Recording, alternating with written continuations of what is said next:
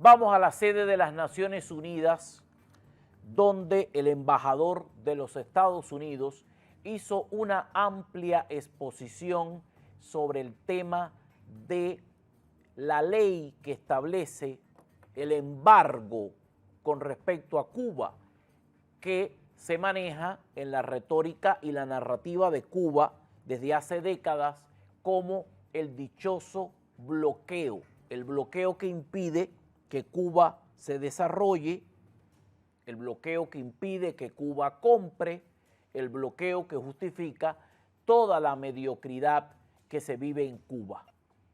No habíamos visto, no teníamos testimonio de un embajador estadounidense ante las Naciones Unidas que de un modo tan elocuente haya desmontado el cuento del bloqueo, lo que generó indignación por parte de la delegación cubana.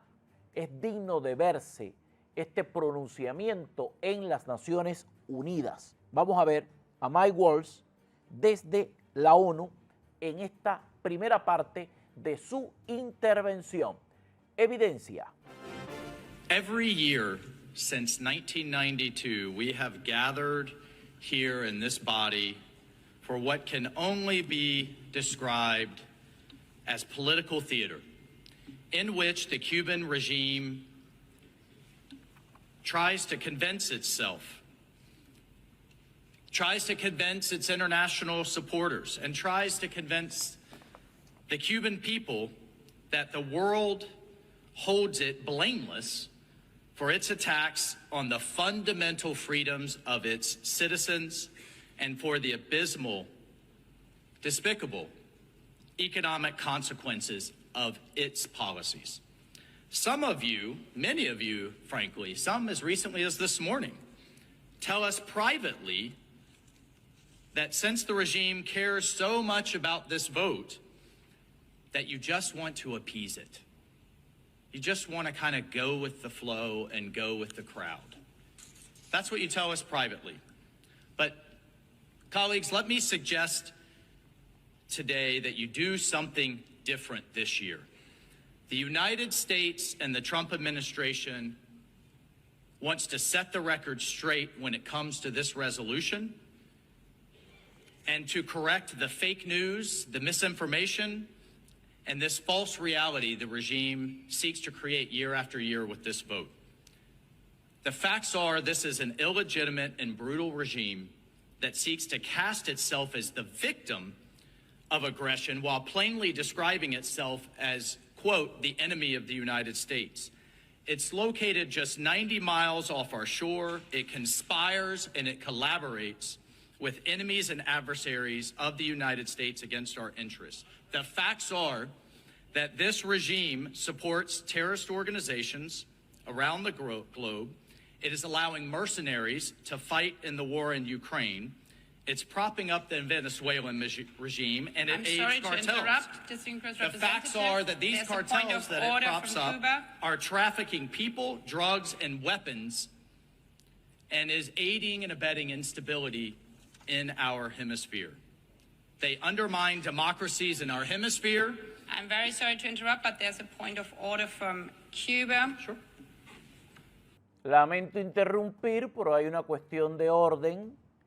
El embajador Bruno de Cuba está interrumpiendo el discurso que le están diciendo en su cara sobre el cuento del bloqueo.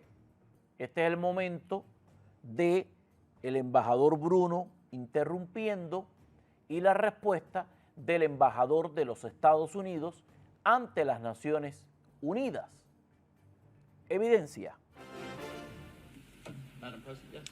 Yes, we have to give the floor to the point of order and the representative of Cuba. Artículos 71 y 68 del reglamento. El representante permanente de Estados Unidos no solo miente desviándose sustantivamente del tema, sino que se expresa de manera grosera y prepotente contra su presidencia, contra la dignidad de esta Asamblea y de los Estados miembros. Lo hace con una incultura, rudeza y grosería que no se admite en este magno y democrático recinto. Señor Walz, esta es la Asamblea General de Naciones Unidas. No es un grupo de Signal ni es la Cámara de Representantes. I ask the distinguished representative of the United States to continue. Thank you, Madam President. I'm well aware of the location of which we're speaking, and this is also not a communist, illegitimate legislature in Havana. This is a place where we talk in facts, and the facts are the Cuban regime has undermined democracies in our hemisphere. It has oppressed its own people, and it steals from its own people so that, quote, regime insiders can maintain their elite status. No hay manera de atacar a Mike Walz, y entonces Bruno dice que es un hombre que está haciendo un ataque inculto, o sea, que no tiene suficiente cultura como para entender la cantidad de décadas y de años que lleva el régimen de Cuba amparándose en el tema del bloqueo para no mostrar ningún resultado que se traduzca en bienestar para su pueblo. Esa es la incultura que tiene el representante de Estados Unidos. Le ha dicho rudo por llamar las cosas por su nombre y le ha dicho también grosero por decir la verdad ante las Naciones Unidas. Esos fueron los 3 adjetivos para descalificar al embajador estadounidense: inculto, rudo y grosero. Al final, el canciller Bruno se permitió mover una ironía mencionando que estamos en las Naciones Unidas, no en un grupo de Signal o en la Cámara de Representantes de los Estados Unidos, en la Cámara donde se dan altercados porque no hay la falsa unanimidad que viene desde el Parlamento cubano, donde todo el mundo está de acuerdo con todo antes de que se haga votación alguna, donde todo el mundo vota sí en función de las políticas o de las leyes impulsadas por el Partido Comunista de Cuba, el único autorizado como partido en la isla dentro del Parlamento.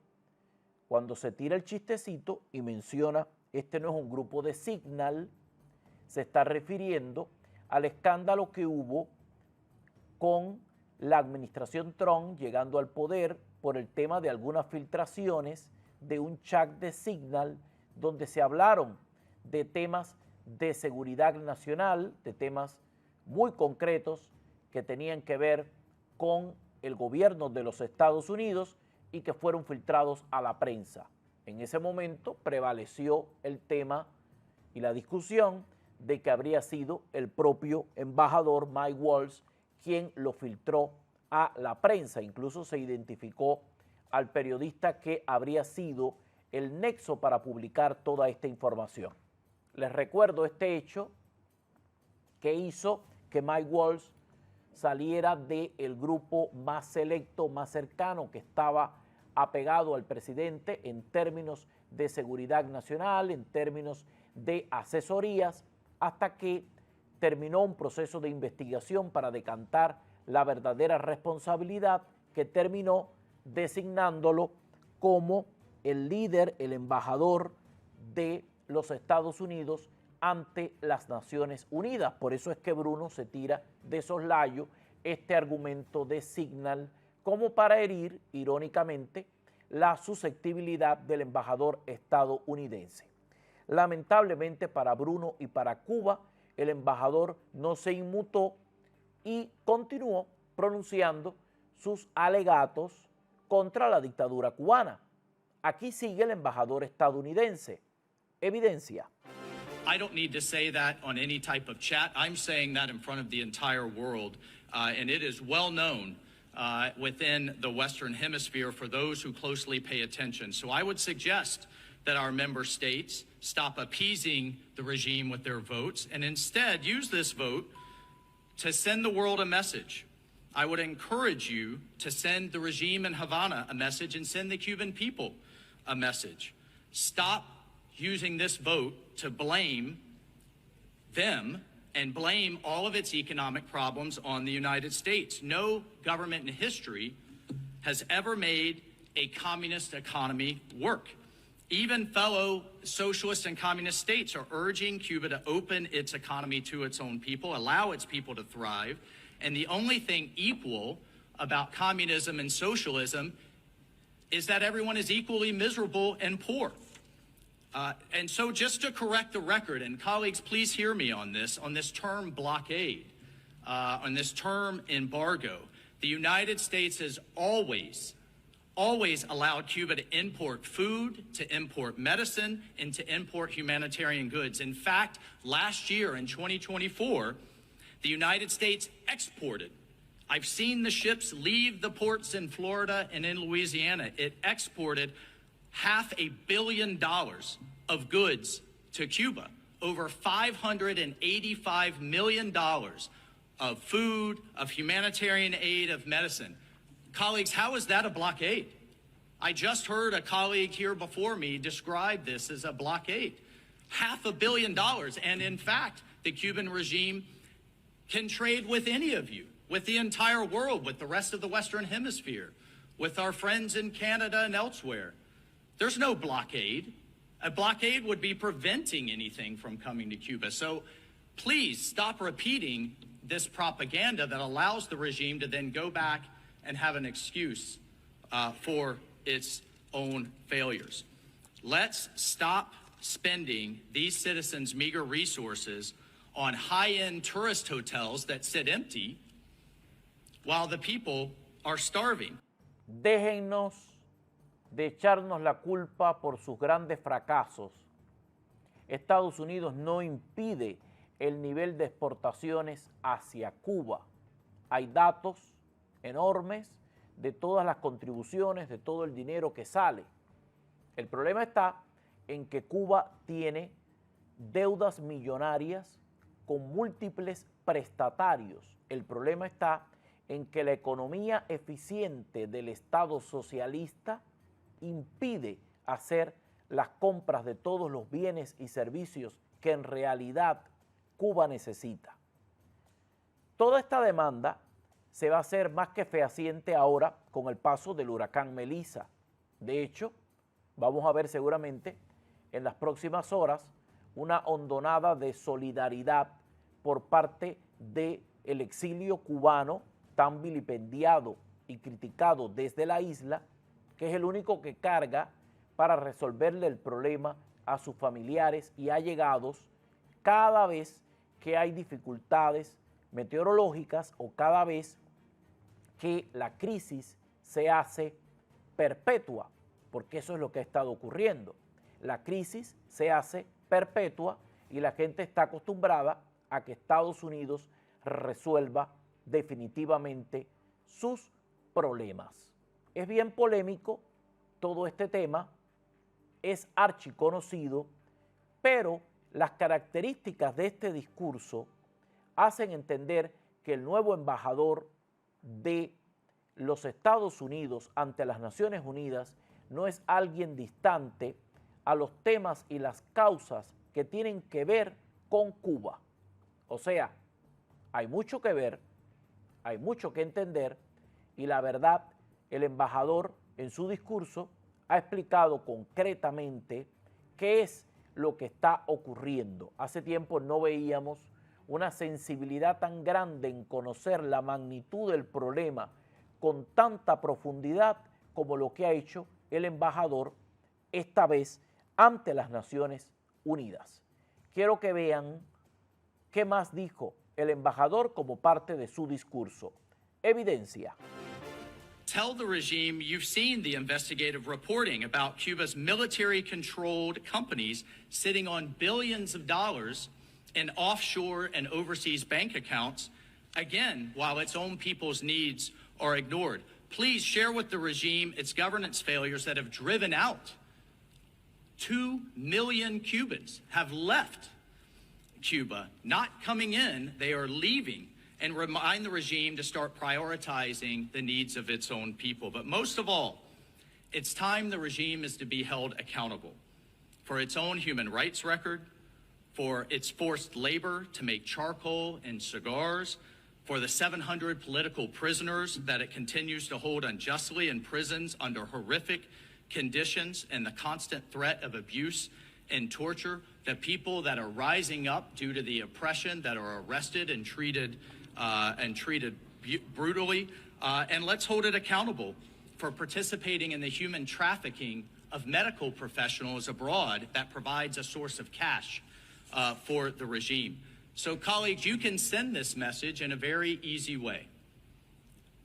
Abstain from this vote or vote no with the United States. We enthusiastically welcome your support, and we enthusiastically and strongly encourage you to stop propagating this propaganda. There is no blockade. That is absolutely false. Let's send a message today, colleagues, in keeping, as the Cuban delegation has just said, in keeping with the history of this body, in line with human rights, in line with human dignity, and in line with a better future for the Cuban people. I thank you, Madam President. Dicho de frente, un argumento irrefutable. ¿Por qué si en Cuba no hay ningún problema, 2 millones de cubanos se han ido? Se han quedado los que no han podido salir o los que se han convertido en rehenes de sus propias necesidades y problemas familiares. En consonancia con este discurso ya ocurrió la votación, aunque el canciller Bruno Rodríguez Parrilla está celebrando el resultado. Ha dicho que es una victoria de los pueblos, y lo estoy citando. Los datos reflejan una caída del apoyo internacional al régimen cubano. Este es el respaldo más bajo de esta resolución que condena el bloqueo obtenido en más de 10 años. Estoy hablando de 165 votos a favor, 7 votos en contra y 12 abstenciones. La votación fue identificada como la resolución A80L.6 y mostró un escenario notablemente distinto al de años previos. Este año, el número de países favorables descendió en más de 20, mientras aumentaron significativamente las abstenciones y los votos negativos, lo que marca una fractura sin precedentes en la tradicional mayoría automática que La Habana solía obtener en estas votaciones. Según los datos oficiales, los 7 países que votaron contra la resolución fueron Argentina, Hungría, Israel, Estados Unidos, Macedonia del Norte, Paraguay y Ucrania. Ese es el listado final que se ha contabilizado y que refleja un giro diplomático y también el impacto de los recientes escándalos que han salpicado al régimen cubano. Por ejemplo, la participación de cubanos en la guerra de Ucrania como mercenarios reclutados por Moscú. Ahí tienen el voto en contra de Ucrania. También las denuncias por corrupción estructural manejadas a nivel internacional, el acaparamiento de divisas por parte del conglomerado militar Gaesa, que controla más de 18.000 millones de dólares con activos. Así que ese discurso de victoria por parte de La Habana no es tal victoria en esta votación del 2025. Cuba está enfrentando un aislamiento moral y político que no se puede tapar con un dedo. El cambio de postura de gobiernos como el de Argentina y Paraguay, que históricamente estaban alineados con el voto a favor de La Habana, evidencia el cansancio que ya genera esta narrativa de quienes se victimizan ante la ONU, pero este discurso cada vez es menos creíble. ¿Y tú qué crees? Déjame tu opinión acerca de este escenario, de esta votación. 305-728-2021. 305-728-2021. Si has tenido algún contacto con familiares y amigos en Cuba, víctimas del paso del huracán, y tienes algo que informar, 305-728-2021. Recuerda